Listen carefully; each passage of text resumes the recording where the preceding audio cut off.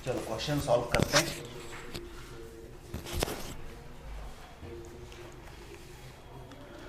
एक क्वेश्चन है पहला ही, आप लोग भी साथ साथ सॉल्व करो। क्या होगा पहले का?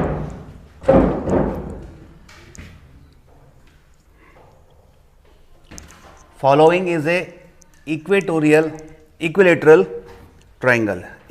Triangle shape loop. ठीक है, वो ये कहता है कि एक समबाहु त्रिभुज जैसा एक यहां पर आपको एक शेप दिया हुआ है।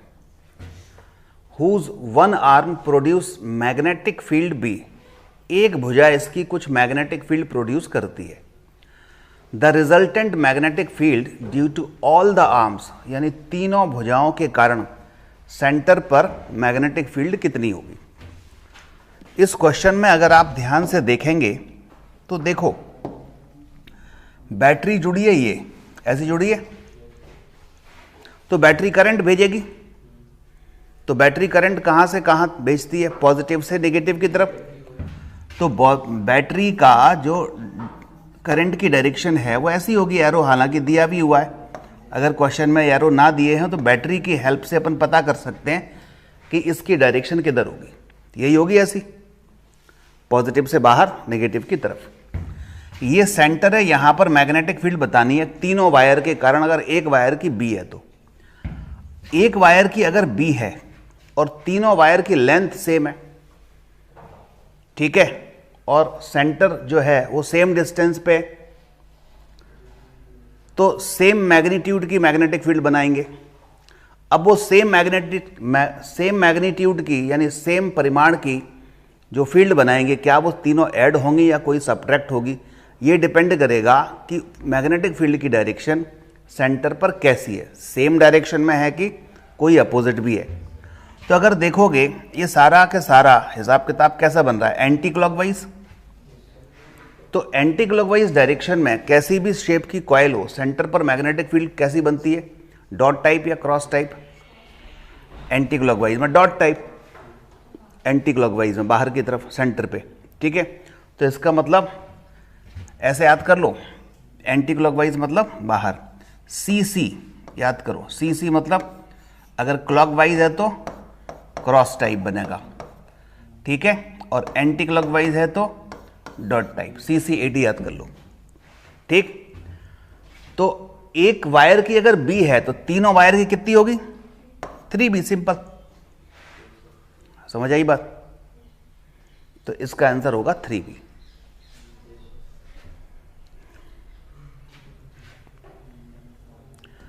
अब आप देखोगे second question,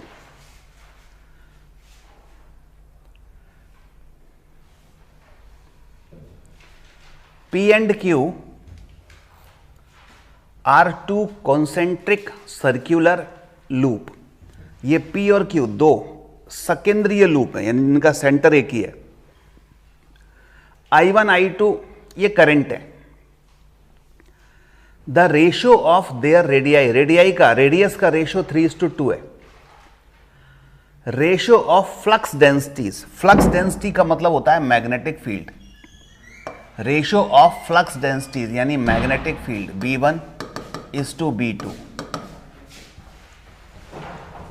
densities at centre वो due to P and Q कितना दिया है? 1:3। फ्लक्स डेंसिटी, चुंबकीय फ्लक्स घनत्व मतलब B1 B2। Then value of I1 upon I2, I1 I2 current का रेशियो क्या होगा? 1/2। चेक कर लेते हैं। सेंटर पर मैग्नेटिक फील्ड क्या होती है बताओ जरा? सेंटर पर मैग्नेटिक फील्ड सर्कल के μ0I अपॉन 2r यही होती है। इन दोनों में अपोजिट डायरेक्शन में करंट है, ठीक है, अपोजिट डायरेक्शन में करंट जा रही है, तो मैग्नेटिक फील्ड की डायरेक्शन ही तो बदलेगी। ये कैसी है? क्लॉकवाइज या एंटी क्लॉकवाइज?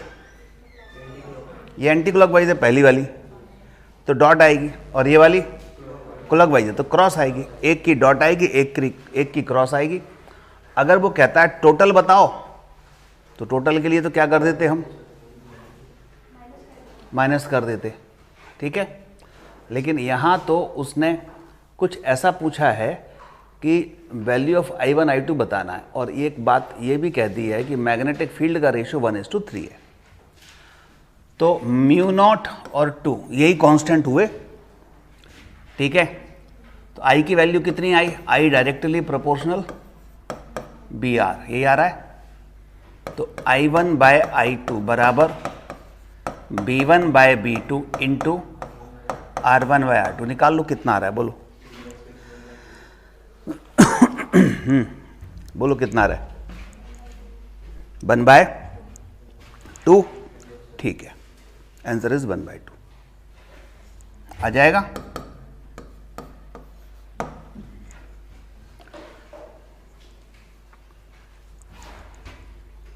अगला थर्ड करो जरा।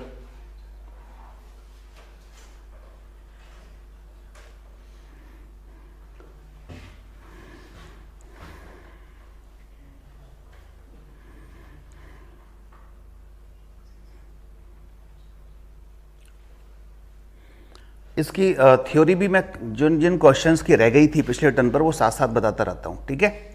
चलो अभी मैं इसकी थ्योरी बता दूँ आपको। मैंने लास्ट टर्न पर आपको एक कॉन्सेप्ट समझाया था, और कॉन्सेप्ट ये था, देखो कि अगर हम किसी मैग्नेटिक फील्ड में, जैसे क्रॉस टाइप मैग्नेटिक फील्ड है, और इस क्रॉस टाइप मैग्नेटिक फील्ड में डॉट टाइप भी हो सकती है, कोई समस्या नहीं है, ठीक है। बस मैग्नेटिक फील्ड होना चाहिए परपेंडिकुलर, प्लेन के परपेंडिकुलर, बताया था ये। और इसमें अगर किसी चार्ज पार्टिकल को हम ऐसे, क्यू चार्ज पार्टिकल है, उसको v वेलोसिटी से फेंकते हैं तो क्या होता है, वो सर्कल में रिवॉल्व करने लगता है, ये बताया था, ठीक है। अगर पॉजिटिव है, और इसके लिए मैंने रूल बताए थे NCC और NDA, ठीक है, बताया था। क्या मतलब था, negative charge particle cross field में जाएगा, क्लॉकवाइज घूमेगा, negative charge particle dot field में जाएगा, एंटी क्लॉकवाइज घूमेगा, और positive charge particle cross field में जाएगा तो एंटी क्लॉकवाइज घूमेगा, positive charge particle dot field में जाएगा तो क्लॉकवाइज घूमेगा। तो ये पॉजिटिव चार्ज पार्टिकल है, क्रॉस फील्ड में जा रहा है तो एंटी क्लॉकवाइज घूमेगा, ऐसे ये एंटी क्लॉकवाइज हो गई। R रेडियस में मान लो घूम रहा है, तो इसको घूमने के लिए क्या चाहिए, सेंट्रीपिटल फोर्स। सेंट्रीपिटल फोर्स जो मिलता है वो मिलता है इस पर लगने वाले मैग्नेटिक फोर्स से, और मैग्नेटिक फोर्स सेंटर की तरफ है, वो क्या होगा, मैग्नेटिक फोर्स QVB, यही होगा QVB। साइन थीटा बताया था, साइन थीटा यहाँ थीटा 90 है। ये FC क्या होता है, mv² बाय R, ये भी मालूम है। तो देखो एक भी से भी कट गया तो वेलोसिटी कितनी आ गई, बोलो QBR अपॉन M, ये वेलोसिटी है, ठीक है। आप अगर यहां से ये निकालना चाहें भी ओमेगा, एंगुलर वेलोसिटी, तो ओमेगा बराबर क्या होता है, V/R। तो V की वैल्यू ये रही, तो R नीचे कट जाएगा, क्या बचेगा, QB अपॉन M, ये भी ठीक है, ठीक है। रेडियस निकालना चाहें इधर से तो R इक्वल टू क्या आ जाएगा, बताओ, R equal to MV by QB, ये भी ठीक है, ठीक है। आप यहां से फ्रीक्वेंसी फाइंड करना चाहते हैं, ओमेगा को 2πf लिख सकते हैं, क्या आ जाएगा, QB अपॉन M। तो F इक्वल टू क्या आ गया, QB अपॉन 2πm आ गया। यहीं से टाइम पीरियड फाइंड करना चाहते हैं कि एक साइकिल कंप्लीट करने में कितना टाइम लगेगा, फ्रीक्वेंसी का उल्टा होता है, पलट दो, 2πm अपॉन QB, हो गया कंप्लीट। तो इतनी सी थ्योरी है ये, और इसी थ्योरी पर बेस्ड ये थर्ड क्वेश्चन है।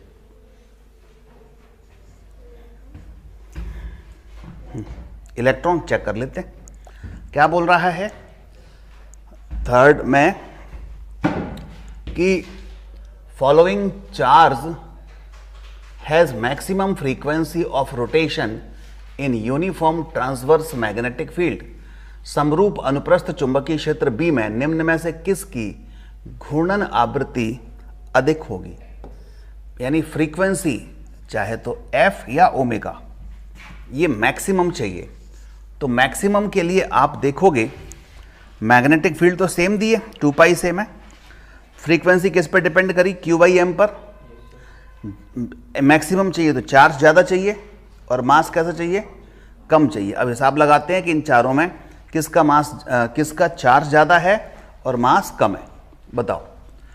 अगर मैं प्रोटॉन की बात करूं तो प्रोटॉन और इलेक्ट्रॉन की अगर बात करता हूं तो प्रोटॉन और इलेक्ट्रॉन में चार्ज दोनों का सेम है, लेकिन मास किसका कम है? इलेक्ट्रॉन का।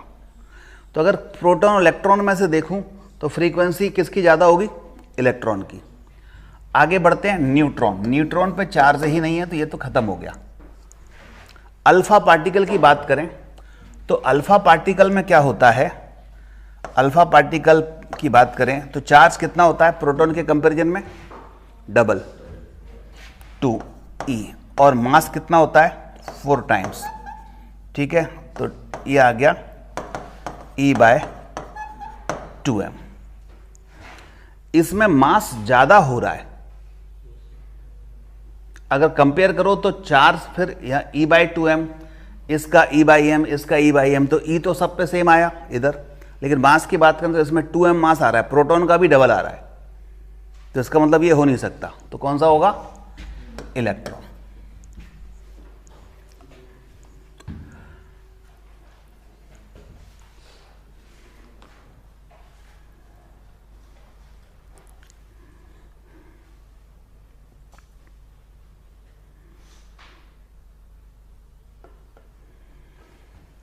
एक क्वेश्चन है 4th, क्या होना चाहिए बताओ?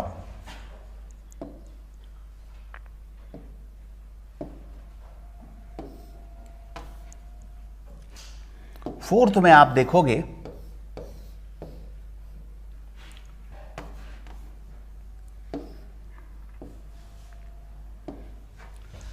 Electric field E and magnetic field B applied on a proton which moves with velocity v, it goes undeflected through the region if। इसकी कंडीशन मैं आपको बता देता हूं, इस क्वेश्चन में भी, इस तरह के क्वेश्चन में भी, कि अगर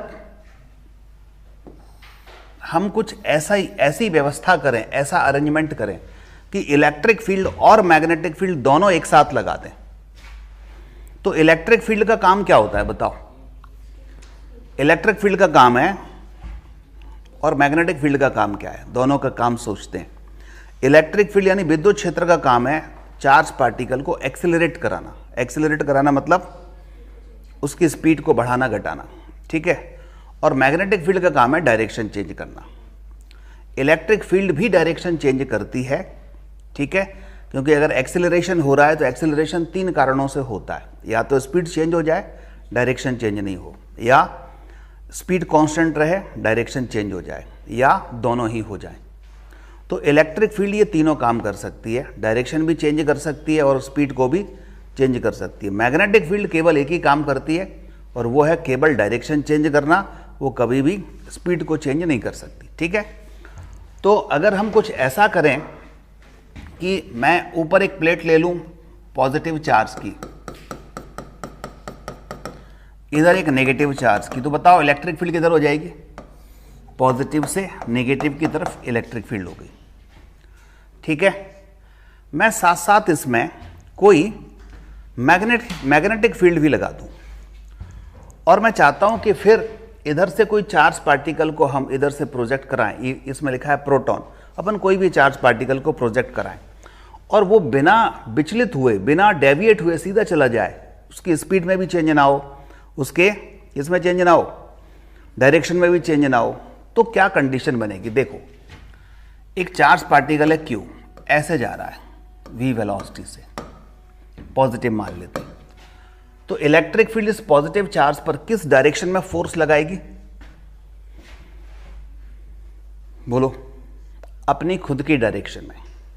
इलेक्ट्रिक फील्ड पॉजिटिव चार्ज पर फोर्स लगाती है अपनी खुद की डायरेक्शन में और नेगेटिव पर अपने अपोजिट डायरेक्शन में, पढ़ा है अपन ने। तो इसका मतलब ये इलेक्ट्रिक फील्ड इसको कहाँ लाएगी, इधर फेंक रहे हैं तो ऐसे लाएगी, इधर बोलो ऐसे लाएगी, इधर फोर्स लगाएगी।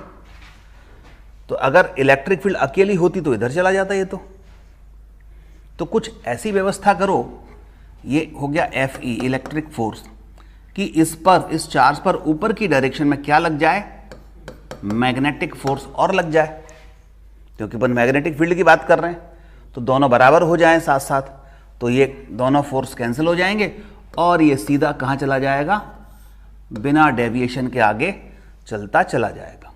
ठीक है, सोचो ऊपर फोर्स लगाना है, पॉजिटिव चार्ज है, क्या करूं, फ्लेमिंग्स लेफ्ट हैंड रूल लगाऊं कि पॉजिटिव चार्ज जिस डायरेक्शन में जा रहा है वो करंट की डायरेक्शन होगी। ठीक है, फोर्स कौन होता है, ये थंब ऊपर, तो मैग्नेटिक फील्ड किधर आई, अंदर की तरफ, यानी कि मुझे यहां क्रॉस टाइप मैग्नेटिक फील्ड चाहिए। ठीक है, इस पर अंदर की तरफ क्रॉस टाइप मैग्नेटिक फील्ड चाहिए जिससे कि फोर्स ऊपर लगे। अब फील्ड मिल गई तो फोर्स मिल गया, इलेक्ट्रिक फील्ड से एफ ई मिल गया, बस अब क्या कर दो, एफ एम और एफ ई कैसे हो, आपस में बराबर हो, बस तो अपना काम चल जाएगा। मतलब नेट फोर्स कैसा हो, जीरो। और थोड़ा सा वेक्टर फॉर्म में निकालें तो हम कहेंगे कि जो नेट फोर्स है वो क्या होना चाहिए, जीरो। नेट फोर्स क्या होगा, F M vector plus F E vector equal to zero. बताओ एफ एम कितना होगा, Q bracket V cross B पढ़ा था, एफ ई बताओ क्यू ब्रैकेट ई वैक्टर बराबर जीरो, यही होगा। क्यू तो कट जाएंगे कॉमन लेके, तो माइनस का ई वैक्टर बराबर क्या आएगा, V vector cross B vector. अगर हम वैक्टर फॉर्म की बात करें तो ये होना चाहिए। ठीक है, अब अगर मान लीजिए हम केवल मैग्नीट्यूड की बात करें तो जरा सोचो, एक वेक्टर दो वेक्टर के क्रॉस प्रोडक्ट के बराबर है, तो इस ई की डायरेक्शन वेक्टर जब पढ़ाया था तो कैसे करते हैं, इस ई की डायरेक्शन इस भी के भी परपेंडिकुलर होगी, ई की डायरेक्शन इस बी के भी परपेंडिकुलर होगी। मतलब ई कैसा होना चाहिए, परपेंडिकुलर टू वी, और ई किसके परपेंडिकुलर होना चाहिए, बी के भी, और वी और बी भी आपस में परपेंडिकुलर ही होना चाहिए। मतलब तीनों के तीनों कैसे होने चाहिए, आपस में एक दूसरे के लंबवत। और v की वैल्यू कितनी होनी चाहिए, अगर केवल मैग्नीट्यूड की बात करें, वेक्टर में डायरेक्शन छोड़ दें तो v equal to simple e by B, v equal to हो गया e बाय बी। बस ये कंडीशन है इस तरह के क्वेश्चन को सॉल्व करने की। फोर्थ में जो क्वेश्चन दिया है, इसके क्वेश्चन की 4-5 क्वेश्चन बनते हैं, एक मैंने दिया और मैंने पूरा कॉन्सेप्ट बता दिया। इस पर बेस्ड आपको क्वेश्चन मिलेंगे। कैसे क्वेश्चन बन सकते हैं, कॉन्सेप्चुअल बनेंगे तो यही बन गया, वो कभी कभी ई और बी दे देगा और कहेगा कि कोई चार्ज पार्टिकल सीधा जा रहा है, वो डेविएट नहीं हो रहा, तो वी की वैल्यू बताओ, तो v equal to E by B आ जाएगा। अगर वी और बी की वेक्टर फॉर्म में इक्वेशन दे दी, तो इलेक्ट्रिक फील्ड की पूछी है इक्वेशन, तो क्रॉस प्रोडक्ट निकाल देंगे, आगे माइनस लगा देंगे, तो आपके पास इलेक्ट्रिक फील्ड आ जाएगी। तो इसमें वेक्टर फॉर्म में भी आ सकते हैं, कॉन्सेप्चुअल क्वेश्चन भी आ सकते हैं, और numerical V equal to E by B से आ सकता है। 3-4 तरह के क्वेश्चन बनते हैं। ठीक है,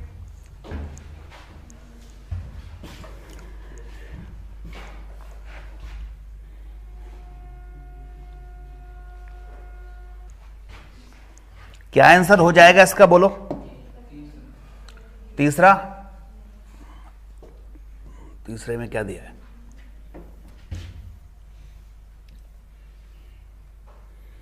ई बी और वी तीनों परस्पर लंबवत हैं, V equal to E by, बिल्कुल सही है। चलो नेक्स्ट पे आ जाओ। थोड़ा सा अच्छा क्वेश्चन है, बड़ा है।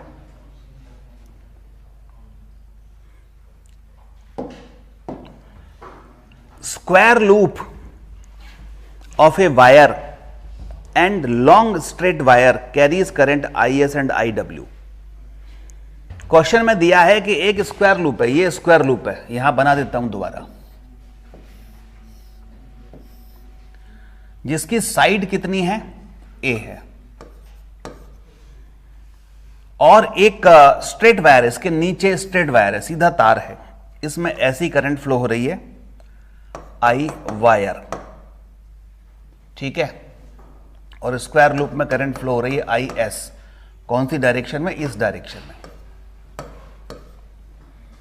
ये इसका सेंटर है और सेंटर से इस वायर तक की जो डिस्टेंस है वो कितनी है क्वेश्चन में?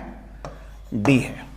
ध्यान से सुनना, जैसा कहा जाए वैसा डायग्राम अपन बना लो, और इसमें बना हुआ है, कॉपी पे अलग से बनाने की जरूरत नहीं थी, मैं समझाने के लिए बना रहा हूं, आप तो पेपर में बनाओ, उसी में कलाकारी करनी है, ठीक है। Assuming that these are placed in the same plane, same plane में है, अच्छी बात है। Magnetic field will be zero at the centre of loop, then D कितना? वो कहता है कि ये जो सेंटर है यहां पर नेट मैग्नेटिक फील्ड जीरो है, तो बताओ दोनों के बीच की डिस्टेंस कितनी है? अब सोचो नेट मैग्नेटिक फील्ड जीरो आखिर होगी क्यों? एक जो स्क्वायर लूप है वो सेंटर पर मैग्नेटिक फील्ड बनाएगा बताओ कौन सी डायरेक्शन में बनाएगा? एंटी क्लॉकवाइज है तो डॉट बनाएगा। तो स्क्वायर लूप की जो मैग्नेटिक फील्ड होगी बी एस मान लेते हैं, वो कैसी होगी? Dot type. ये वायर भी तो यहां पर मैग्नेटिक फील्ड बनाएगा, तो वायर की मैग्नेटिक फील्ड कैसी होगी? डॉट या क्रॉस? ये इधर है तो क्रॉस होगी, तो वायर की हो गई क्रॉस। दोनों की डायरेक्शन अपोजिट है। अब बस दोनों क्या हो? बराबर और हो जाएं तो एक दूसरे को कैंसिल कर देंगे, तो सेंटर पर मैग्नेटिक फील्ड जीरो आ जाएगी। तो यहां अपन क्या करेंगे? बी एस बराबर सिंपल बी डब्ल्यू करना है। अब अगर आप कर सकते हैं तो करो, हिंट मैंने दे दी है, बताओ क्या आंसर है? 1 या 2 मिनट का समय दे रहा हूं।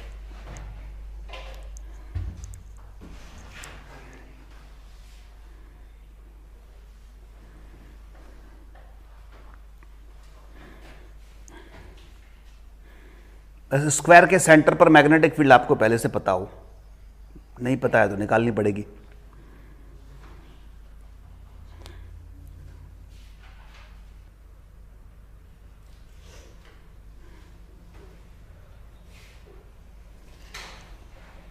देखो ये क्या है? यहां पे स्क्वायर है, ठीक है। स्क्वायर के सेंटर पर मैग्नेटिक फील्ड आपको याद होना चाहिए 2√2 म्यू नॉट आई अपॉन क्या होता है? पाई ए। याद कर लो, स्क्वायर के सेंटर पर मैग्नेटिक फील्ड अगर साइड ए है तो, ठीक है। निकलती कैसे है? आप एक वायर की निकाल के 4 से मल्टीप्लाई कर दो, आई क्या आएगा? I S. B W, wire की फील्ड कितनी होती है? वायर के कारण इनफाइनाइट लॉन्ग वायर है तो mu naught I W by 2 pi D. अब कोई बहुत बड़ा क्वेश्चन थोड़ी है ये आपको याद होना चाहिए था, आपके नोट्स में लिखा है, करवाया भी है, ठीक है। बस हो गया आंसर। पाई से पाई उड़ा दो, डी निकालना है, तो डी बराबर क्या आ गया? Mu naught I W into A whole divide by, इसको नीचे ले लो, 2 to the 4 √2 म्यू नॉट तो कट ही रहा है, आई एस। तो फर्स्ट हो रहा है ये, ठीक है।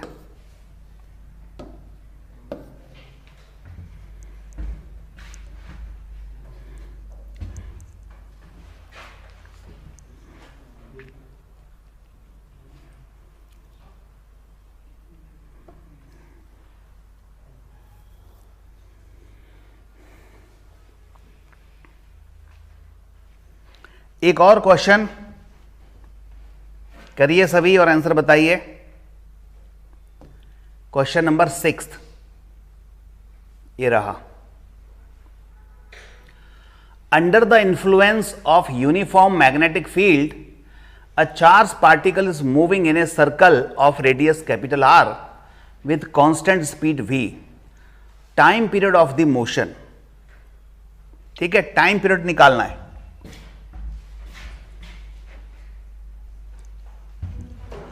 टाइम पीरियड किस किस बात पर डिपेंड करता है, नहीं करता? अभी मैंने आपको फॉर्मूला बताया था टाइम पीरियड का, बोलो। T equal to 2 pi m upon Q B. अब जरा सोचो क्या आंसर है। डी किस किस बात पर यह डिपेंड कर रहा है, किन किन बातों पर डिपेंड नहीं कर रहा है। आर और वी पर डिपेंड कर रहा है क्या?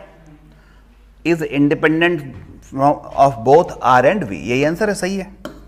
इसके फॉर्मूले में ना तो आर आ रहा ना वी आ रहा, ठीक है। सेवंथ पर आ जाओ। A charge particle Q is moving in a circle of radius R with uniform speed V। Associated magnetic movement, magnetic movement की बात कर रहा है। मैग्नेटिक मूवमेंट, इसकी भी थ्योरी मैं बता देता हूं या कॉन्सेप्ट बता देता हूं। रेगुलर में तो सारा बताया, अब मैग्नेटिक मूवमेंट की बात कर लेते हैं थोड़ी सी, तब तक आप लोग सोचो क्या आंसर होगा। मैग्नेटिक मूवमेंट,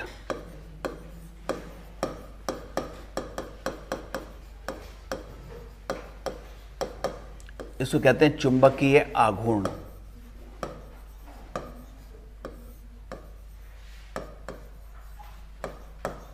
कैपिटल M से इसको प्रकट करते हैं।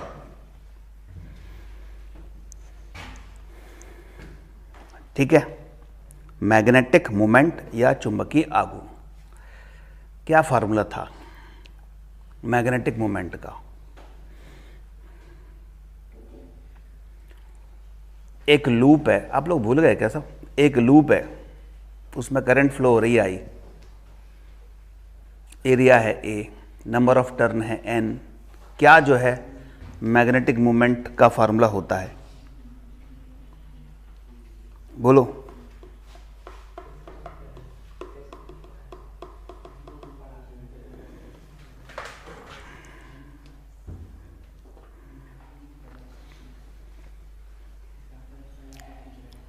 बताओ।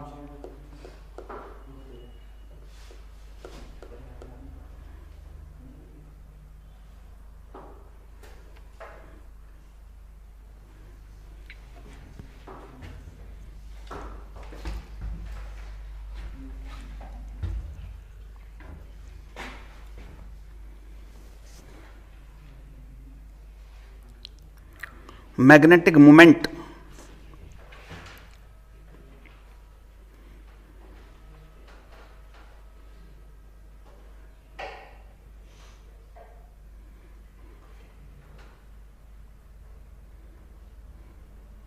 NIA, ध्यान आया कुछ? मैग्नेटिक मूवमेंट NIA, N क्या होता है? Number of turn. Q क्या, I क्या होता है?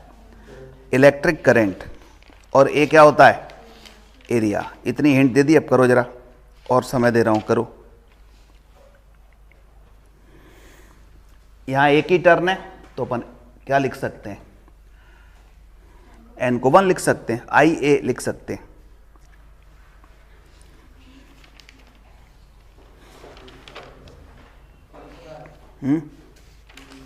कौन सा आ रहा है बताओ?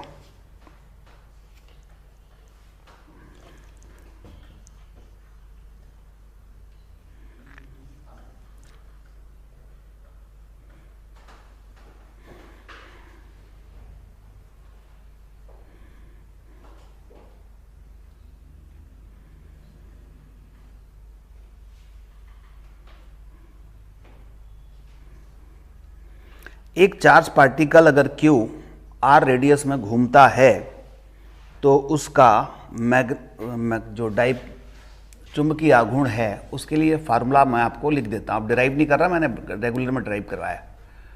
वैसे तो ये होता है, चार्ज पार्टिकल जब घूमता है तो Q upon 2m into angular momentum. Angular momentum क्या होता है? I omega. I क्या है यहां पर? Moment of inertia. ठीक है, इसको अपन ध्यान रखेंगे, मोमेंट ऑफ इनर्शिया। अब सुनो, I क्या है यहां? जड़त्व आघूर्ण, मोमेंट ऑफ इनर्शिया। वैसे M इक्वल टू का फॉर्मूला होता है NI A। यहां I क्या होता है? करंट। ठीक है, अब सुनना, m बराबर, अब इस फॉर्मूले में इसको अप्लाई करें। क्या दिया है? एक चार्ज पार्टिकल है, ठीक है, एक चार्ज पार्टिकल है जिसका मास कितना है, सपोज m है, r रेडियस में घूम रहा है, कितनी वेलोसिटी से, v वेलोसिटी से। चलो इसमें फिट करते हैं, q बना रहने दो, 2m बना रहने दो, I मोमेंट ऑफ इनर्शिया क्या होगा, m पार्टिकल, m मास का पार्टिकल r रेडियस में घूम रहा है तो मोमेंट ऑफ इनर्शिया क्या हुआ इसका, mr स्क्वायर, रोटेशनल मोशन में पढ़ते हैं तो mr स्क्वायर। ओमेगा को क्या लिख सकते हैं, v बाई आर, बोलो, v वेलोसिटी से घूम रहा है ना ये, तो ओमेगा क्या होता है, v बाई आर। अब इसमें कुछ कैंसिल कर दो, m से m चला गया, एक r से एक r चला गया, क्या आया, 1/2 क्यू भी आर, बस हो गया, यही आंसर। मिलाओ जरा, सेकंड।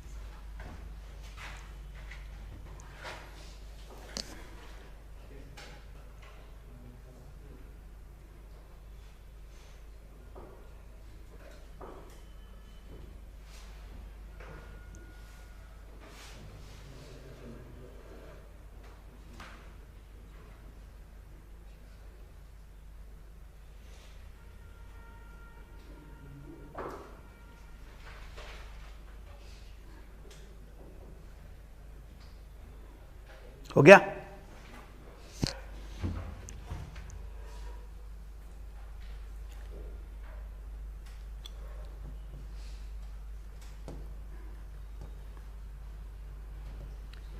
चलो इस पे आ जाओ।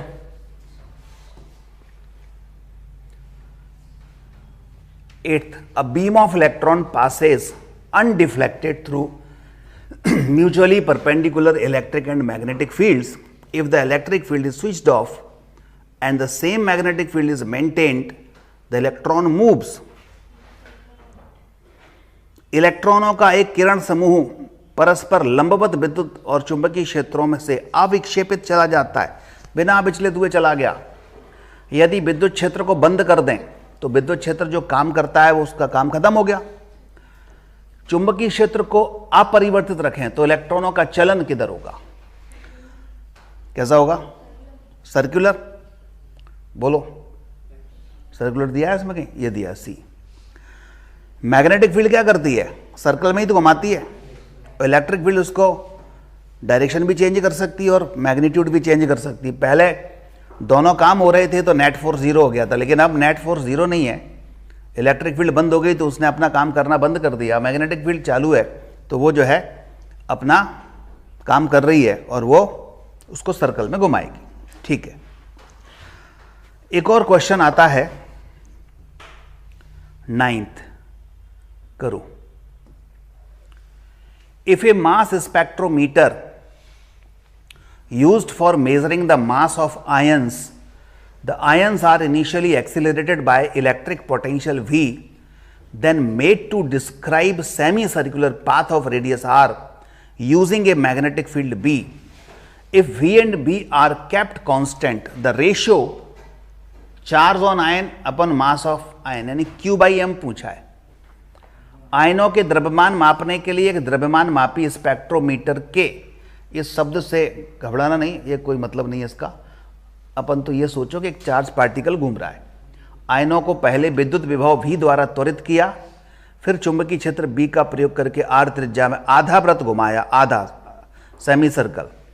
वी और बी को स्थिर को मान लें, यानी वेलोसिटी भी कांस्टेंट है, बी भी कांस्टेंट है, तो क्यू बाई एम क्या होगा ये पूछा है। सोचो, 1/r²।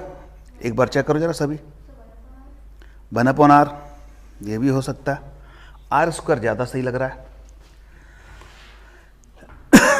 देखो कैसे होगा। रेडियस का फॉर्मूला क्या होता है, अभी क्या बताया था, r = mv by Q. r तो कैपिटल R दी है, ठीक है। q बाई एम निकालना है, तो ये q बाई एम निकालना है, तो q बाई एम की वैल्यू ले लो, क्या आ जाएगा। लेकिन इसमें एक कंडीशन दी है, उसको जरा अपन सोच लें। काइनेटिक एनर्जी सेम दी है या इसमें इलेक्ट्रिक पोटेंशियल भी दिया है। ये भी वेलोसिटी नहीं है, ध्यान दो, ये भी वेलोसिटी नहीं है। आप यहां से कंफ्यूज हो गए। क्यू बाई एम की वैल्यू बताओ कितनी आएगी इस फॉर्मूले से, v बाय आर बी आ रही है कि नहीं, ठीक है। अब गलती से आपने अगर v को कांस्टेंट मान लिया तो इनवर्सली प्रोपोर्शनल r आ रहा है, ये लग जाएगा, ये गलत है, क्योंकि v यहां वेलोसिटी नहीं है, v क्या है, पोटेंशियल है।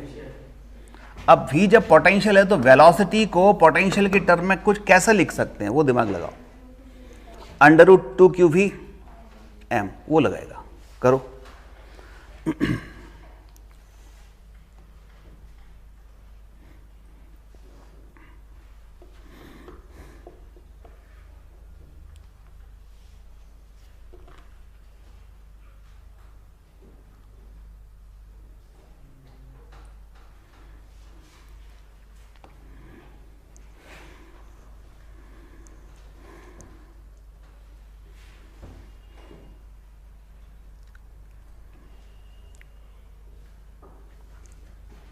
क्या होता है फॉर्मूला,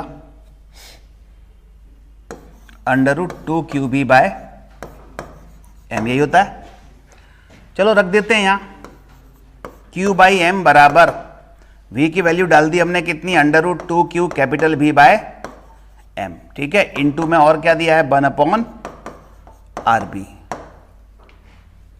ऐसे ही कुछ आ रहा है।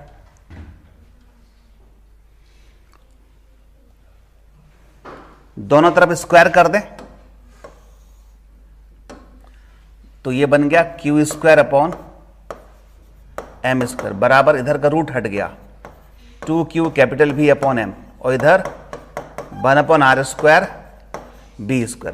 अब देखो इधर एक q बाई एम है, इधर q² बाई m² है, तो एक तो कट जाएगा, क्या बचेगा, q बाई एम बचेगा, बराबर 2, इधर बचा कैपिटल V, नीचे r² इंटू b²। अब क्वेश्चन में v और b कांस्टेंट दिए, तो q बाई एम क्या आया, इनवर्सली प्रोपोर्शनल r²,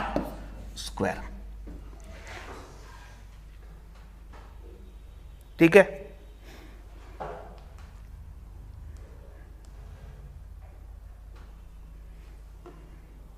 यही होना चाहिए। एक सीधा फॉर्मूला भी रेडियस का अगर आपको याद हो, जो मैंने लिखवाया था, उससे और जल्दी कर सकते थे। रेडियस इक्वल टू था √mv को क्या लिखते थे और नीचे qb को क्या लिखते थे, ध्यान है पूरा formula, √2m kinetic energy 2m into kinetic energy upon qb, यही था ना। इससे और आसानी से कर सकते थे, r बराबर देखो √2m काइनेटिक एनर्जी को क्या लिखा, q capital V divide by qb, ठीक है। अब दोनों तरफ स्क्वायर करके आप q बाई एम निकाल लो,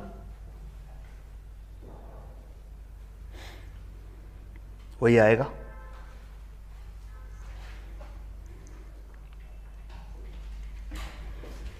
कुछ क्वेश्चन इसमें मैग्नेटिज्म की थ्योरी के हैं, वो सीधे सीधे याद रखने हैं, क्योंकि आप मैग्नेटिज्म की थ्योरी पढ़ेंगे, ठीक है, जो नोट्स दिए हैं आपको उसमें से निकालेंगे, क्योंकि मैग्नेटिज्म में थ्योरेटिकल ही ज़्यादा बनते हैं, तो अब उसको मैं नहीं ले रहा हूँ रिवीजन में, क्योंकि वो एक क्वेश्चन आएगा या कभी आता है कभी नहीं आता, और आप जो रेगुलर बैच में पढ़ा है उसी को एक बार रिवाइज कर लेना।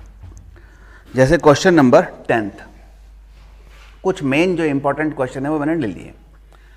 निकल shows ferromagnetic property at room temperature if the temperature is increased beyond Curie's temperature then it will show. क्या शो करेगी? कमरे के ताप पर निकल लोहे चुंबकत्व गुण दर्शाता है। यदि तापक्रम को क्यूरी ताप से अधिक कर दें तो निकल क्या बन जाएगा? ये क्वेश्चन है 10th। ताप बढ़ाते हैं तो क्या होता है? क्यूरी टेम्परेचर पर फेरोमैग्नेटिज्म जो बन जाता है वो पैरामैग्नेटिज्म बन जाता है। ठीक है, किस में कन्वर्ट होते हैं? पैरा में। इसको याद रख लो, अनुचुंबकत्व बन जाता है।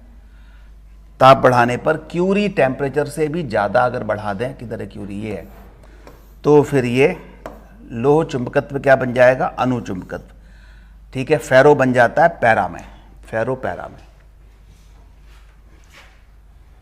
ठीक है, चलो आगे बढ़ते हैं।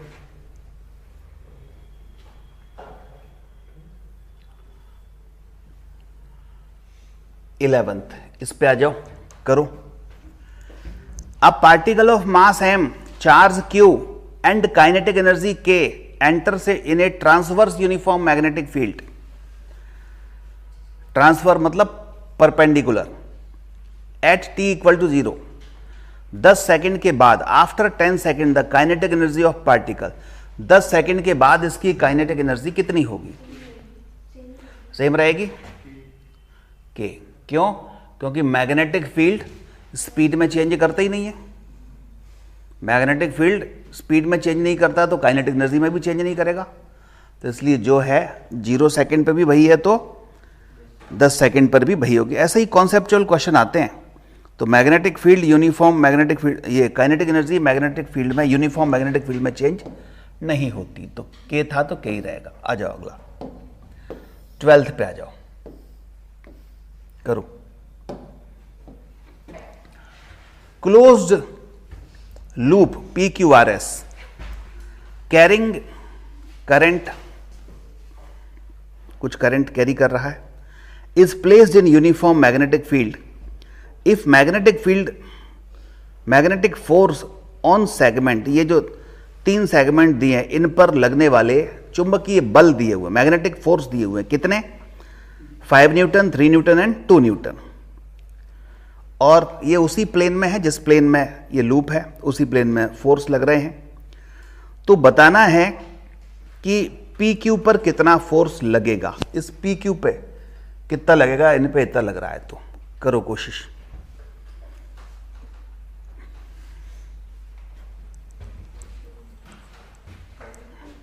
बोलो कितना? 3√2 हो सकता है।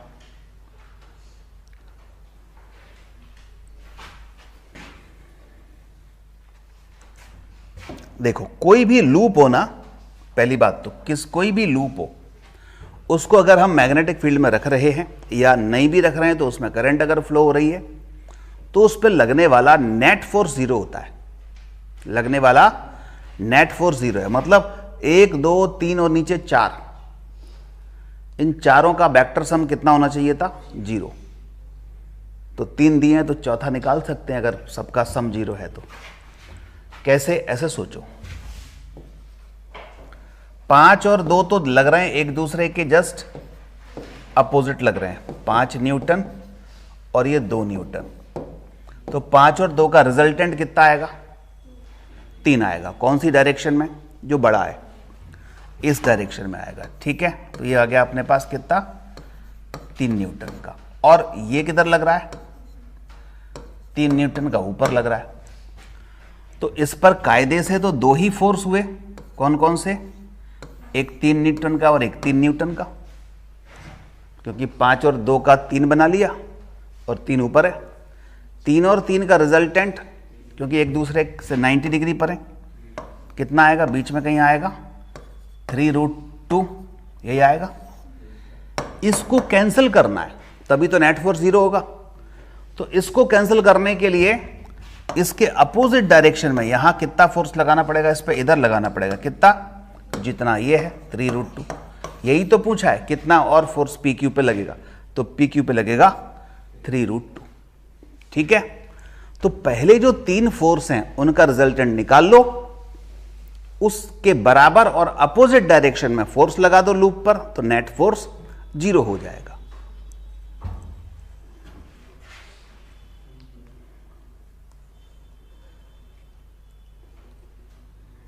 ठीक है, चलो नेक्स्ट 13 बताओ क्या आएगा। Magnetic force acting on A charge particle of charge -4 microcoulomb in a magnetic field of 2 Tesla acting in y direction when the particle velocity is इतना। मैग्नेटिक फोर्स पूछा है, क्या पूछा है, मैग्नेटिक फोर्स। करो वेक्टर फॉर्म से निकालना, बहुत आसान है, और ऐसे ही क्वेश्चन नीट में पूछे जा रहे हैं, जेई में पूछे जा रहे हैं।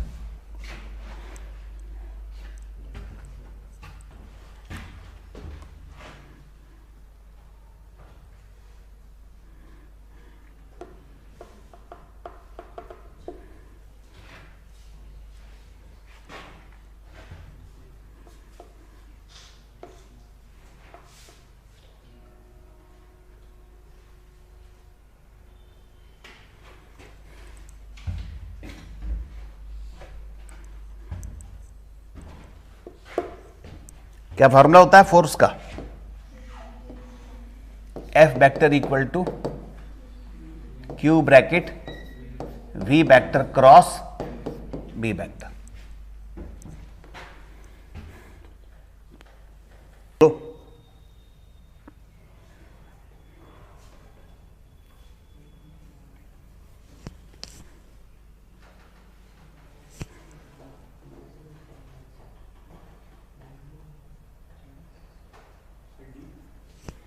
डी आ रहा है,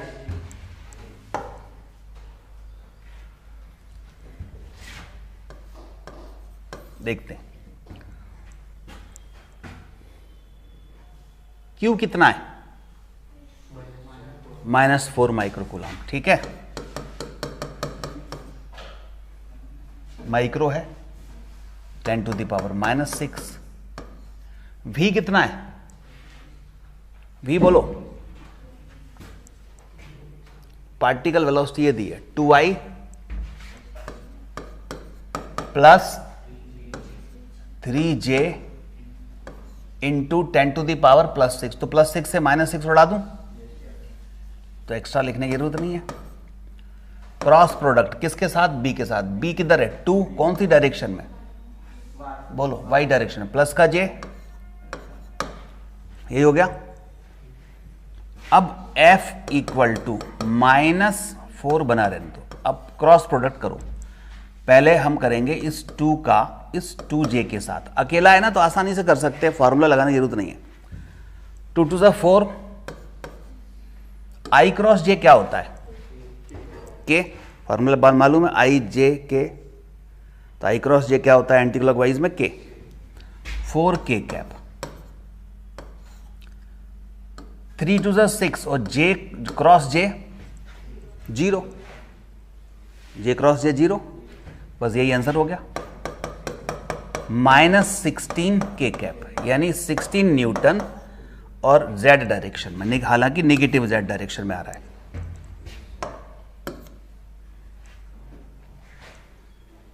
ठीक है, नेगेटिव z डायरेक्शन में।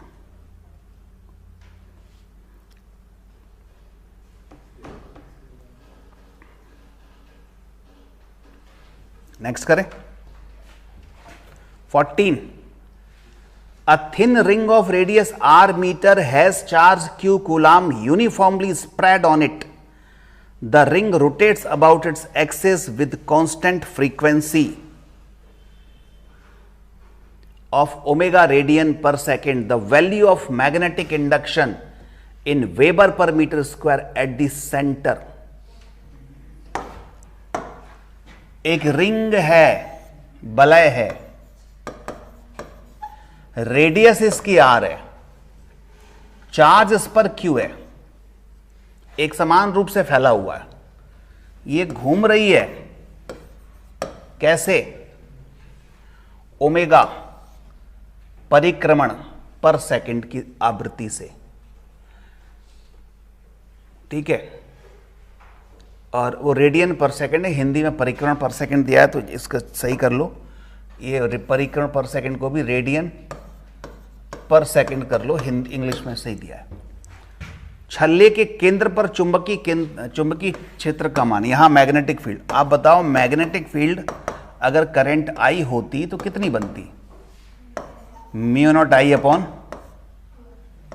2r, यही बनती। अब अगर चार्ज पार्टिकल सर्कल में घूम रहा है तो करंट निकालना आता है। करंट इलेक्ट्रिसिटी में 4 फार्मूले साइक्लिक करंट के होते हैं, ठीक है। मैं आपको फिर से रिपीट कर देता हूं।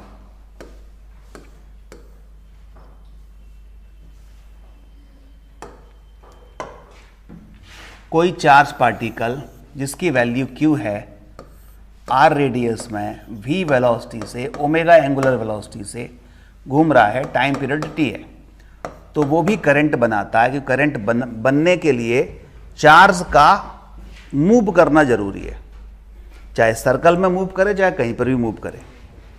तो करंट का फॉर्मूला होता है सर्कल में q/t, यही होता है। 1/t को लिखते हैं f, तो q इंटू एफ भी हो जाएगा, ठीक है। और 2f इक्वल टू क्या आ गया? ओमेगा अपॉन 2 आ गया। एक v इक्वल, इसलिए मैं आपको शुरू से कह रहा था कि एक फार्मूला डायरी आप बनाओ। पहले दिन से कह रहा हूं और कम से कम 25-50 बार बोल चुका हूं रेगुलर बैच में कि सबके पास एक फार्मूला डायरी होनी चाहिए, अपने हाथ से स्वयं लिखी हुई। और वो उस डायरी को, जैसे अपन घरों में रामायण पढ़ते हैं ना, या सुबह सुबह पूजा करते हैं तो कोई हनुमान चालीसा पढ़ता है, कोई है कौन सा चालीसा? अच्छा, शनि चालीसा पढ़ता है, कोई कुछ पढ़ता है, कोई मंत्र पढ़ता है, कोई गायत्री मंत्र पढ़ता है सुबह सुबह। तो ऐसे ही वो जब तक हमारा सिलेक्शन नहीं होता है तब तक हमें वो समझ लो वही है हमारा चालीसा। सुबह सुबह उठ के या पूरे दिन भर में जब भी समय मिले पूरे के पूरे डायरी को, है ना। शुरुआत में तो कम पेज होते हैं, फिर धीरे धीरे जब कोर्स आगे बढ़ता जाता है तो उसके पेजेज बढ़ते जाते हैं। तो डेली उसको एक बार रिवाइज करनी है, पढ़नी ही है, भले ही जल्दी जल्दी या दर्शन कर लो। कई बार होता है ना जल्दी जल्दी में होते हैं तो हनुमान चालीसा या कोई भी चालीसा कितनी जल्दी पढ़ लेते हैं, 2 मिनट में ही पढ़ लेते हैं, है ना। तो उसकी 40 चौपाइयाँ 2 मिनट में पढ़ लेते हैं। और जब आराम से समय होता है तो बढ़िया ढोलक बुला करके, है ना, और आराम से उसी को आधे घंटे में पढ़ते हैं मज़े ले लेके। तो ऐसे ही आपको वो फार्मूला डायरी आपके पास होनी चाहिए, ठीक है। और डेली कम से कम एक बार, डेली का नियम है, जब भी फुर्सत मिले तो उसको पूरी धड़ाधड़ पढ़ते चले जाओ, समझे। और जब बहुत ज़्यादा कोर्स हो जाता है तो जब अपन शुरुआत की बार बार पढ़ते चले आ रहे हैं तो वो तो दिमाग में कंठस्थ हो जाती है, वो तो जस्ट दर्शन करने की ज़रूरत होती है। फिर जैसे जैसे कोर्स आगे बढ़ता जाता है और उसमें नई चीज़ें ऐड होती जाती हैं, उन्हीं पे ध्यान लगाना होता है।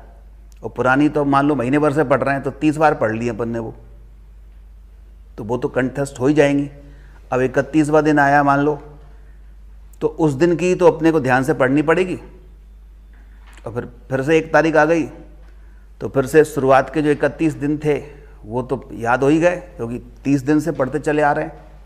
फिर अगला 1 दिन ही तो ऐड ऑन करना है उसमें। तो ऐसे ही जो है डेली के डेली फिजिक्स में ये आपको पढ़ने ही है, ठीक है। अभी पहले से बना रखी हो तो अभी भी 30 दिन है, कंटिन्यूस पढ़ लो उसको। बिना फार्मूले के उद्धार नहीं होगा, क्योंकि फिजिक्स में फार्मूले ही हैं। और नीट में, जेई में फार्मूले बेस्ड क्वेश्चन अब ज़्यादा आ रहे हैं,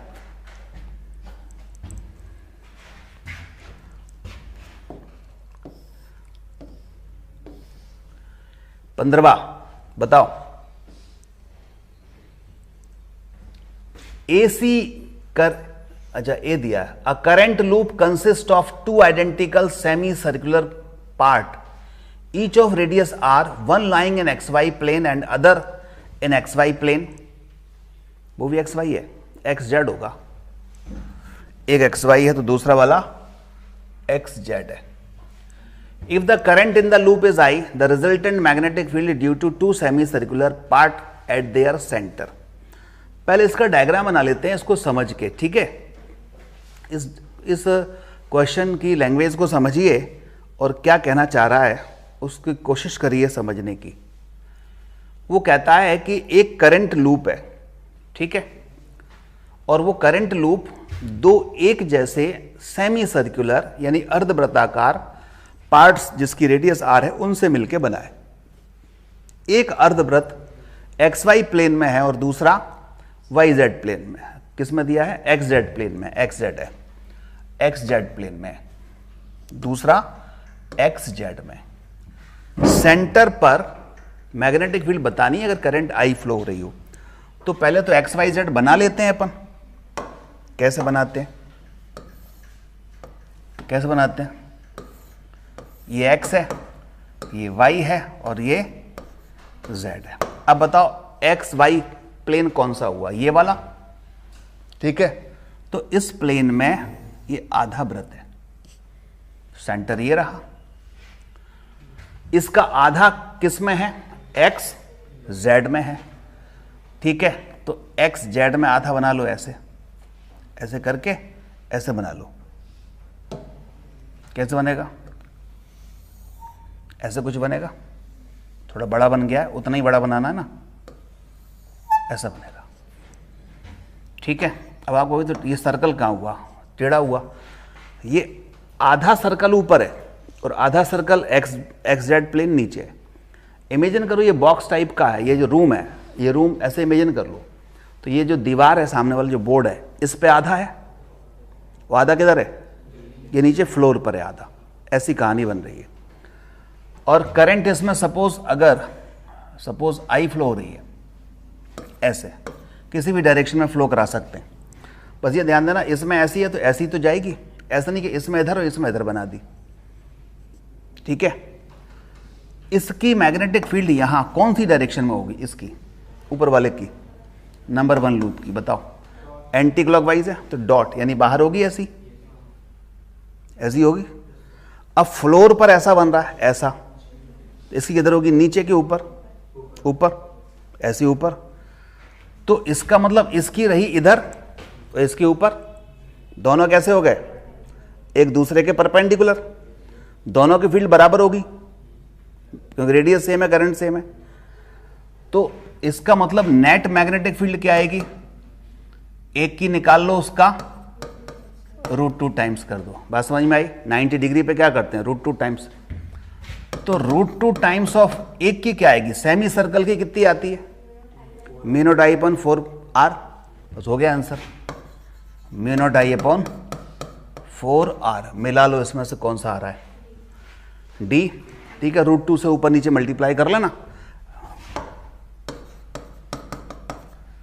तो √2 2 हो गए, 2 से ये 4 कट गया, तो mu naught I upon 2√2r, D daily.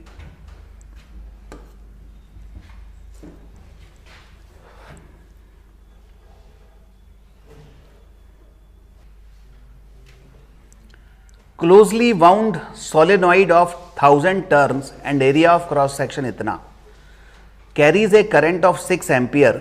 It is suspended through its center and perpendicular to its length, allowing it to turn in a horizontal plane in a uniform magnetic field 5 into 10 to the power minus 2 Tesla, making an angle of 30 degree with the axis of the solenoid, the torque on the solenoid.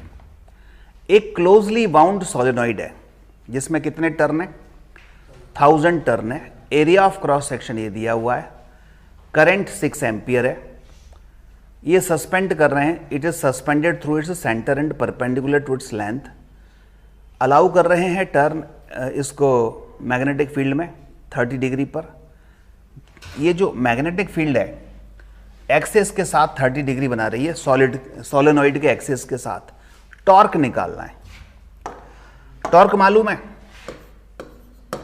M B sine theta, इसको याद रखो, m B sine theta, बलाघूर्ण m B sine theta. इतनी hint दे रहा हूं बस, और अब बताओ क्या आएगा आंसर। बी बॉम्बे।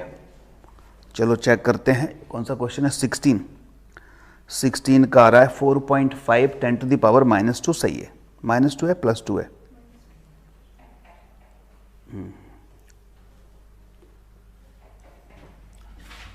देखो m कितना है, मैग्नेटिक मोमेंट दिया है, बताओ कितना दिया है। आपको नंबर ऑफ टर्न दिए हैं, एरिया दिया है, करंट दी है, ठीक है। निकाल सकते हैं, क्या फार्मूला बताया था, NIA। तो यहां m की जगह लिख सकते हैं NIA। मैग्नेटिक फील्ड दे रखी है, साइन थीटा कितना दे रखा है, 30 डिग्री। बस अब सॉल्व कर लो, इसमें वैल्यू पुट कर दो।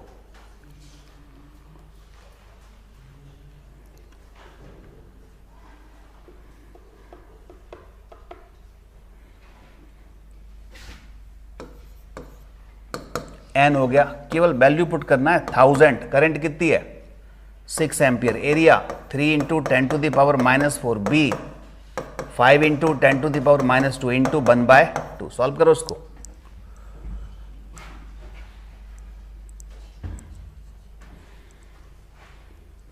बी आ रहा है,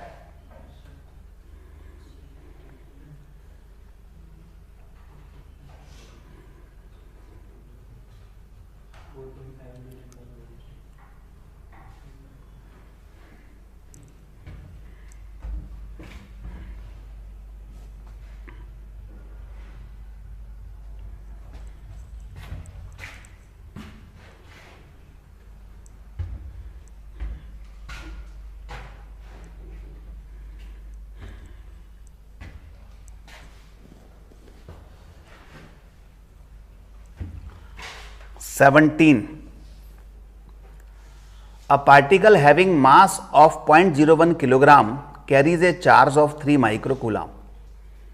A particle is given an initial horizontal velocity of 2 into 10 to the power 5 meter per second in the presence of electric field E and magnetic field B to keep the particle moving in horizontal direction. Which is correct? ये पूछा है।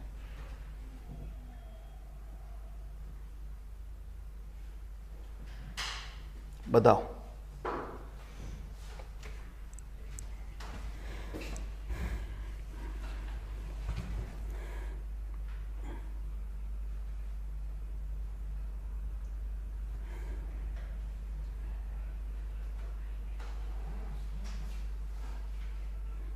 अभी हमने एक concept पढ़ा था, उसी पर बेस्ड है।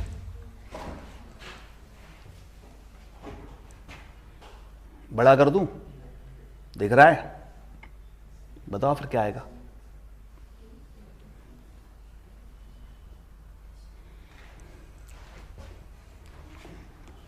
पढ़ो हिंदी में।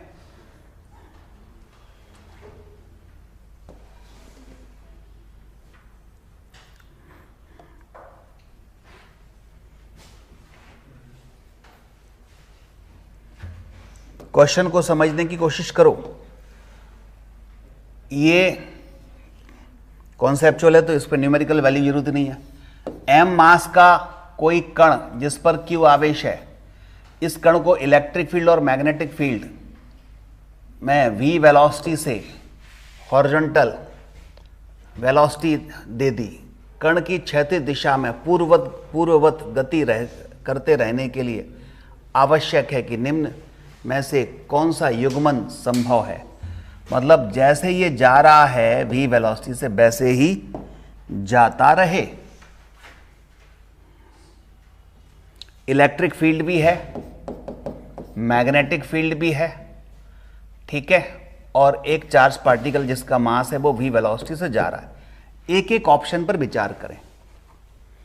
पहले को देखें, b should be perpendicular to the direction of velocity. चलो b अगर परपेंडिकुलर हुआ, b डायरेक्शन ऑफ वेलोसिटी को, e किधर हुआ, along the direction of velocity, e इधर हुआ,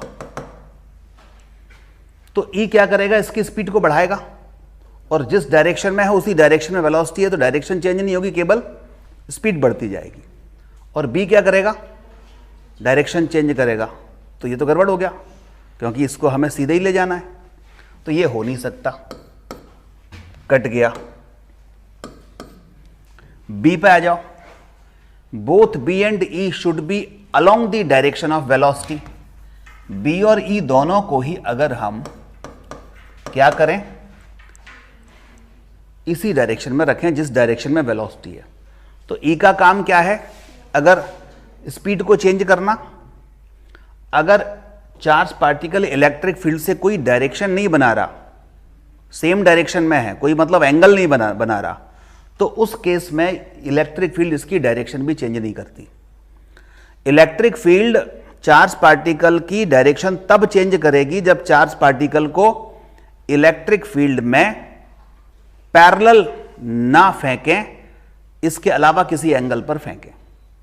अगर पैरेलल ही फेंक रहे हैं, ई और भी की डायरेक्शन सेम है, तो केवल स्पीड चेंज होगी, डायरेक्शन चेंज नहीं होगी। समझे? इलेक्ट्रिक फील्ड क्या करती है, या तो धक्का देने काम करेगी या रोकने काम करेगी। जिस डायरेक्शन में बॉडी जा रही है उसी में धक्का दे दो, वहीं उसी डायरेक्शन में, तो क्या वो डायरेक्शन ऐसी टेढ़ी मेढ़ी चेंज करेगी क्या? नहीं। तो इसका मतलब इलेक्ट्रिक फील्ड और भी सेम डायरेक्शन में है, पैरेलल है, इसलिए इलेक्ट्रिक फील्ड इसकी स्पीड तो बढ़ाएगी लेकिन डायरेक्शन चेंज नहीं करेगी। मैग्नेटिक फील्ड इस चार्ज पार्टिकल के पैरेलल लग रही है, जिस डायरेक्शन में चार्ज पार्टिकल जा रहा है उस v के पैरेलल लग रही है, तो मैग्नेटिक फील्ड इस चार्ज पार्टिकल पर कोई फोर्स लगाएगी ही नहीं। क्यों? F = QVB sin थीटा, यानी जीरो, एंगल जीरो आ रहा है, तो मैग्नेटिक फोर्स क्या हुआ? जीरो। तो इस मैग्नेटिक फील्ड का काम खत्म हो गया, केवल इलेक्ट्रिक फील्ड का काम रहा, और इलेक्ट्रिक फील्ड वेलोसिटी के पैरेलल है, इसलिए उसकी डायरेक्शन को भी चेंज नहीं करेगी। तो मेरे विचार से यही आंसर सही है। ठीक है ना? तो ऐसे एक एक करके चेक कर लो। अगर इसमें यह होता ई वी बी तीनों परपेंडिकुलर हैं और कंडीशन E = B/B है, यह कंडीशन लग जाती, तब भी ये चार्ज पार्टिकल बिना डेविएट हुए आगे बढ़ता।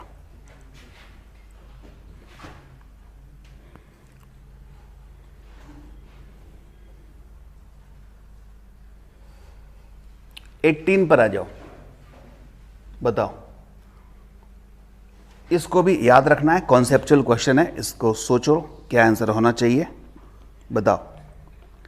18 का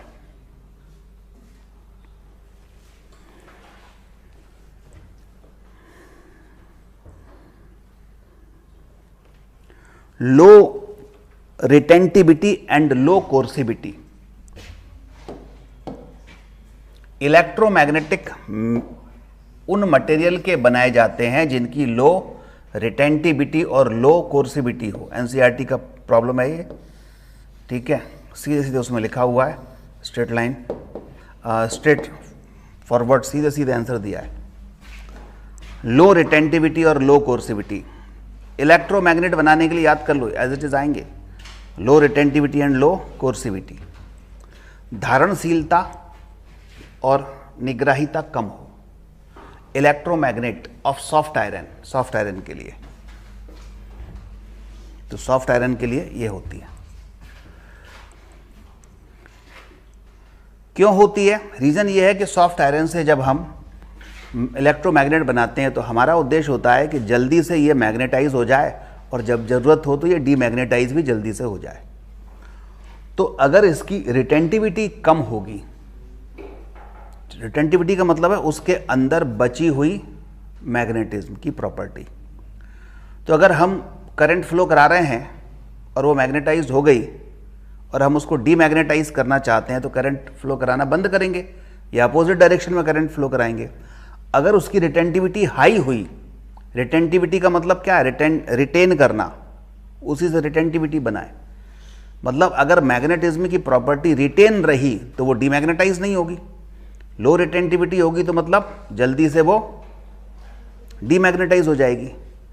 और कोर्सिविटी का मतलब होता है कि कितना फोर्स लगेगा उसको डीमैग्नेटाइज करने के लिए। तो अगर कम फोर्स लगे डीमैग्नेटाइज करने के लिए तो वह ज़्यादा अच्छा है, जल्दी से डीमैग्नेटाइज हो जाएगी। अब हम बहुत ज़्यादा फोर्स लगा रहे हैं डीमैग्नेटाइज करने के लिए, वो डीमैग्नेटाइज हो ही नहीं रहा, तो हाई कोर्सिविटी हुई। तो हमें सॉफ्ट आयरन के केस में अगर इलेक्ट्रोमैग्नेटिज्म बनाना है तो दोनों ही लो होने चाहिए, रिटेंटिविटी भी और कोर्सिविटी भी। ठीक है, चलो नेक्स्ट पे आ जाओ। 19 vibration magnetometer placed in magnetic meridian has a small bar magnet. The magnet execute oscillation with the time period of 2 seconds in earth horizontal magnetic field of 6 microtesla. When horizontal field is 18 microtesla is produced in same direction, मतलब 18 की ओर लगा दी अपन ने। तो by placing a current carrying wire the new time period of the magnet, इससे अपन ये चुंबकी आमोत्तर और ये फलाना डिमका, ये जो है चुंबकत मापी, ठीक है, इसकी चुंबकत मापी इसकी जरूरत नहीं है। अपन फॉर्मूले पे आए कि अगर अपन एक मैग्नेट को हम ऑसिलेट कराते हैं तो उसका टाइम पीरियड क्या होता है मैग्नेट का। T इक्वल टू फॉर्मूला था 2 pi under root I upon mb, ये फॉर्मूला याद रख लो। I movement of inertia of magnet है, m मैग्नेटिक मूवमेंट है और b क्या है, मैग्नेटिक फील्ड है। ठीक है, इस फॉर्मूले से हम निकाल सकते हैं, तो जरा कोशिश करो क्या आएगा। चुंबकीय क्षेत्र लगा दें तो अब कितने हो गए, पहले 6 लग ही रहा था, अब एक 18 और लग गया। समझ आई बात, उसी डायरेक्शन में लगाया ना तो जुड़ जाएगा माइक्रो टेस्ला का। तो बताओ नया चुंबक आवर्तकाल क्या होगा, T2 फाइंड करना। ये 24 हो गया, 24 टेस्ला का माइक्रो टेस्ला। तो I और 2 पाई सेम है, तो T इनवर्सली प्रोपोर्शनल हम क्या लगाएं, अंडर रूट में B। तो इसको कर सकते हैं अब T2 बाय T1 बराबर under root B1 bye B2। T1 की वैल्यू कितनी है, 2 सेकंड है, अंडर रूट B1 की वैल्यू कितनी है, 6 है, B2 की वैल्यू कितनी है, 24 है। बस सॉल्व कर लो, 1 सेकंड।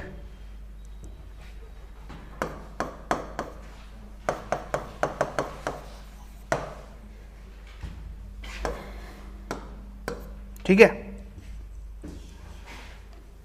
बोलो।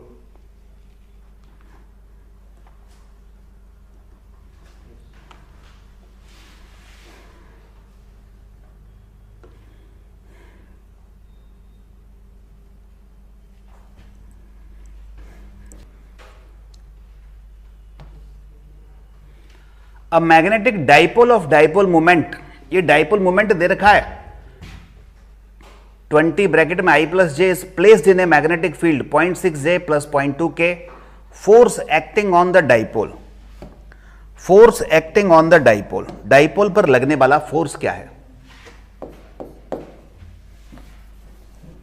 Force acting on the dipole बताओ। Magnetic dipole of dipole moment मतलब m दिया है कितना,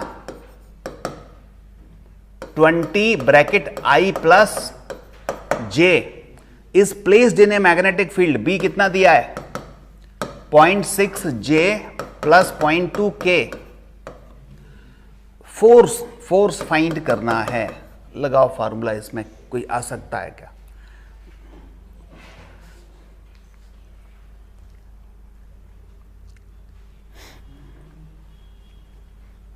बोलो।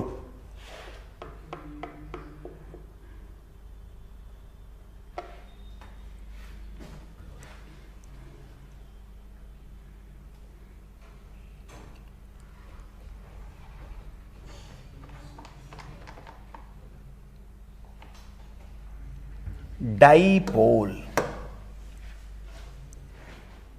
इस वर्ड में छुपा हुआ है इसका answer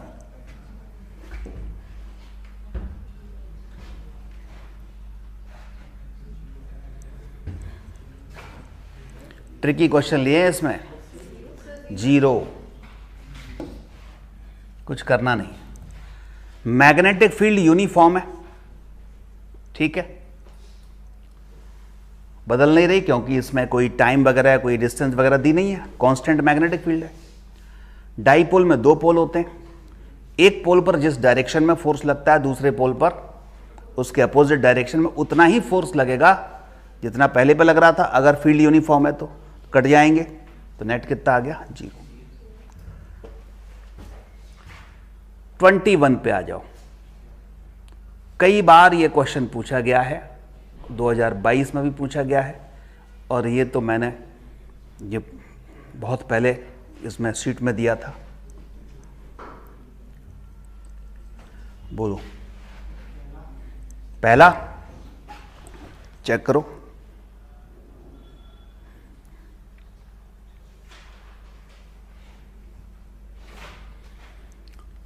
Current I is flowing in a infinitely long wire. Which of the following graph represent the variation of B with respect to axis? Infinitely long wire.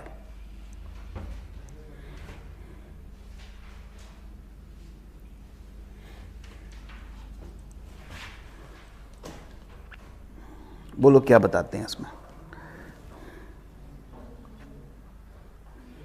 बिल्कुल सही है पहला, कई बार बताया है। तो लॉन्ग वायर सॉलिड वायर है तो अंदर बी डायरेक्टली प्रोपोर्शनल आर और बाहर बी इनवर्सली प्रोपोर्शनल आर, यही था।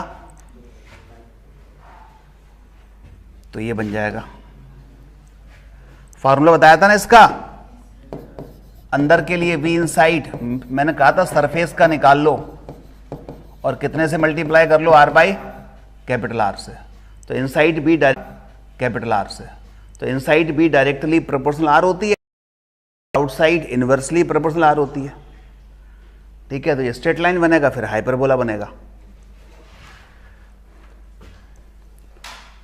22 charge particle is projected from A in uniform magnetic field as shown in figure. समरूप चुंबकीय क्षेत्र में एक आवेशित कण को ए से छोड़ा जाता है, ए से छोड़ रहे हैं, तो magnitude of velocity at point A B C बताना है। क्या है, मैग्नेटिक फील्ड है, ये ऐसी मैग्नेटिक फील्ड है।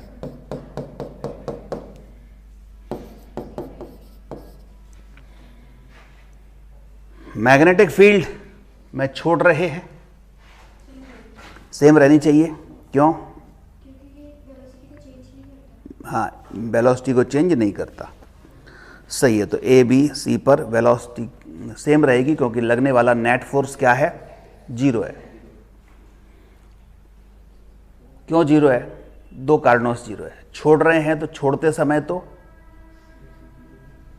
अगर छोड़ने की बात कर रहे हैं तो छोड़ते समय तो वेलोसिटी जीरो होगी, और F equal to Q V भी साइन थीटा से वी जीरो है तो फोर्स भी जीरो हुआ। मान लो ये भी मान लें कि नहीं, हमने तो वेलोसिटी दी है, वेलोसिटी दी है तो किस डायरेक्शन में दी है, in the direction of magnetic field, और मैग्नेटिक फील्ड में जब डायरेक्शन दी है तो क्या होगा,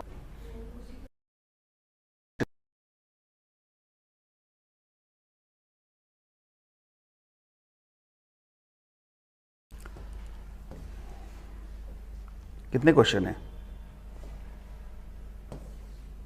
25 हैं, बाकी दो चार खुद कर लोगे, इनके आंसर बता रहा हूं मैं, ठीक है। लिखो 23 का आंसर, क्योंकि टाइम हो रहा है तो नीचे बाय वाले वेट कर रहे होंगे। 23 का आ रहा है, बताओ क्या आना चाहिए, कर ही लेते हैं, जो दो तीन तो बचे ही हैं। चलो बताओ 23 का, एसी पर लगने वाला फोर्स। अब ये क्वेश्चन किया था वैसे ही हो गया। Current carrying right angle triangle A B C is placed in a uniform magnetic field acting along AB, ठीक है। If the magnetic force on BC is F, BC पर F है, BC पर कितना है, F फोर्स लग रहा है। Force on arm AC, AC पर लगने वाला फोर्स बताना है, और करंट कैरिंग कॉइल है ये, ठीक है, ऐसी कुछ है। इसे किसी एक समान चुंबकीय क्षेत्र AB और एक समान चुंबकीय क्षेत्र AB की दिशा में, AB की डायरेक्शन में मैग्नेटिक फील्ड है, ये मैग्नेटिक फील्ड है। तो AB जो है इस पे फोर्स लगाएगी क्या, ये AB पर मैग्नेटिक फील्ड फोर्स लगाएगी क्या, बताओ जरा, क्योंकि ये लाइन तो इसके पैरेलल है, तो लगेगा ही नहीं फोर्स। ये इस पे लगाएगी, कितना लगाएगी, मान लो F लगा रही है, वो कह भी रहा है कि BC पे लगने वाला फोर्स F है, ठीक है। कौन सी डायरेक्शन में लगाएगी, करंट अगर मैं ये मान लूं कि ऐसी करंट आ रही है तो मैग्नेटिक फील्ड ऊपर है, करंट ये गई तो इधर अपवर्ड डायरेक्शन, इधर आउटवर्ड फोर्स लगेगा, तो ये डॉट टाइप का ये फोर्स लग गया। तो उसने कहा कि नेट फोर्स अगर जीरो है, लूप है तो नेट फोर्स जीरो होता ही है, तो ये जीरो कब हो सकता है, जब इस पर किधर फोर्स लगे, इसके अपोजिट, इस पे इधर लग रहा है तो इस पे अपोजिट नीचे लगा, तो माइनस का, तो माइनस F आंसर हो जाएगा। इसमें गलती क्या होती है, बच्चे जल्दी जल्दी करके, अरे इधर F लग रहा है, ये 90 डिग्री बन रहा है, मतलब √2F लगेगा, ये दिमाग में तुरंत आता है, ये गलत है, देखना पड़ेगा, ये दोनों पैरेलल है ना, तो इस पे तो लगेगा ही नहीं, ठीक है। चलो अगला 24, किसी क्षेत्र में एक समान विद्युत और एक समान चुंबकीय क्षेत्र एक ही दिशा में काम कर रहे हैं, मैग्नेटिक फील्ड और इलेक्ट्रिक फील्ड एक ही डायरेक्शन में है। यदि इस क्षेत्र में एक इलेक्ट्रॉन इस प्रकार प्रक्षेपित किया जाए कि उसके वेग की दिशा में हो, मतलब if electron is projected in the region such that velocity is pointed along the direction of field, इन्हीं फील्ड की डायरेक्शन में इसके इलेक्ट्रॉन की वेलोसिटी की डायरेक्शन है, तो बी काम नहीं करेगा। इलेक्ट्रिक फील्ड इलेक्ट्रॉन पर अपोजिट डायरेक्शन में फोर्स लगाएगा। अब बताओ कौन सा आंसर है, अपनी गति की दाईं ओर मुड़ेगा नहीं, स्पीड कम हो जाएगी, क्योंकि बी तो लगा ही नहीं रहा, ई लगा भी रहा है तो अपोजिट लगा रहा है, तो उसकी स्पीड को कम करेगा। चलो last question,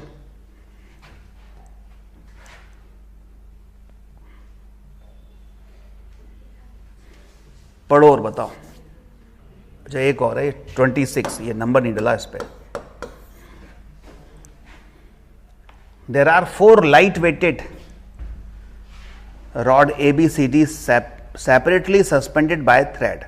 A bar magnet is slowly brought near each sample and following observations are noted. पढ़ो, मैग्नेटिज्म पर बेस्ड है और सिंपल सा क्वेश्चन है।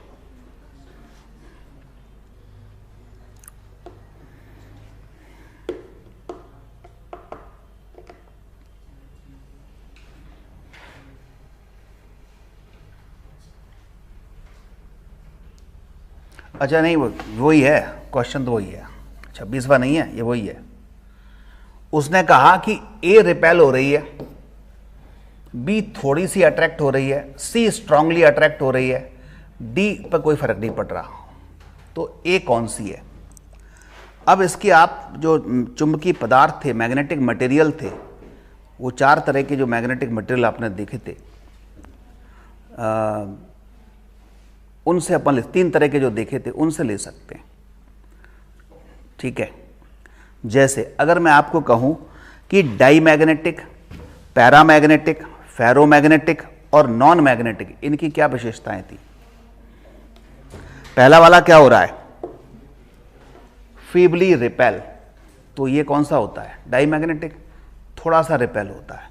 फेरोमैग्नेटिक स्ट्रांगली अट्रैक्ट होता है, ठीक है।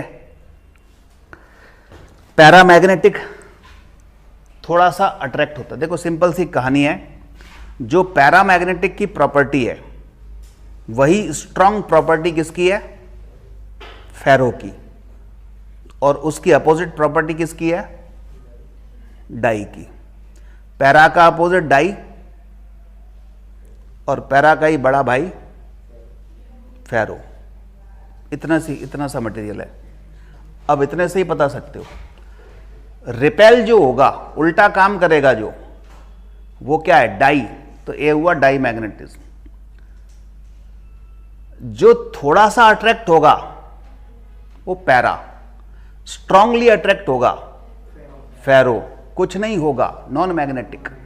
खत्म। समझ आई बात?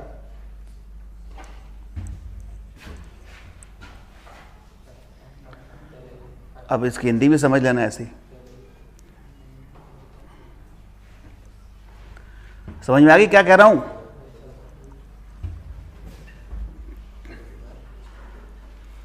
डाई और पैरा अपोजिट, और पैरा का स्ट्रांग फेरो, फेरो फेरो।